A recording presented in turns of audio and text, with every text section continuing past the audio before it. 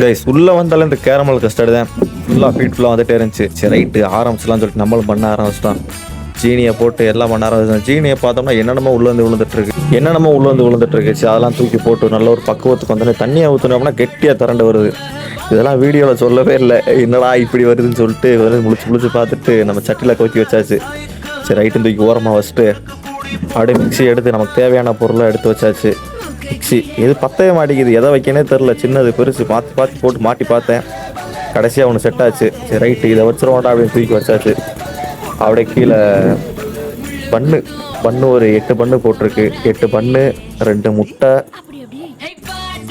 போட்டோன்னே நம்ம கொஞ்சம் ஃப்ரேம் மறைக்கிற மாதிரி இருந்துச்சு. ரைட்டு அங்கிட்டு தள்ளிக்கிறோன்னு சொல்லிட்டு அங்கிட்டு போயிட்டு முட்டையை உடச்சி ஊற்றிட்டு நம்ம சூறுக்கட்டில் இருக்கிறதுனால எவ்வளோ ஜீனி போடன்னு தெரில, அள்ளி போட்டு படுத்து விட்டேன் ஃபுல்லாக. அப்படியே பால் 1/4 லிட்டர் பாலை ஊற்றி மிக்ஸியில் மாட்டி அடிக்க ஆரம்பிச்சாச்சு.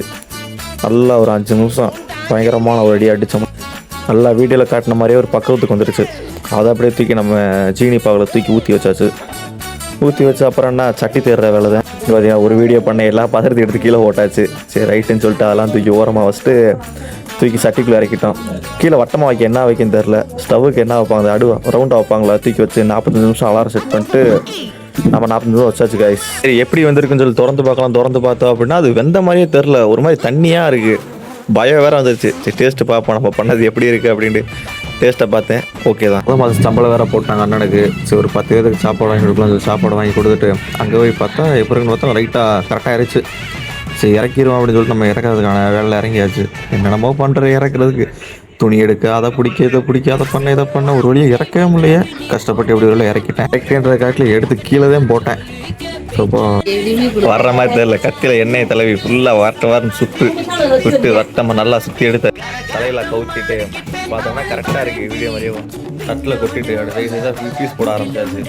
சரி முதல்ல நம்ம எடுத்து பார்ப்போம் எப்படி இருக்குது அப்படின்னு சொல்லிட்டு வெட்டி வாயில் எடுத்து வைக்கிறேன். நிற்க மாட்டேங்குது, வாயில் அப்படியே கரையுது.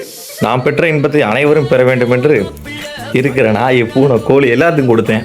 சாப்பிட்டு நல்லா இருக்கு நாயை. சரி ரைட் அப்படியே சின்ன பிள்ளைலாம் கொடுத்துட்டு பார்த்தா நல்லா இருக்கு 2 3 தடவை வாங்கி சாப்பிட்டு சின்ன பையனோட முழிக்கிறா என்னடா சொல்லலாம் அப்படின்ட்டு. சரி ரைட்டுன்னு சொல்லிட்டு கடைசி நான் பையில கொடுத்து இந்த வீடியோ முடிச்சுக்கலாம். Bye guys.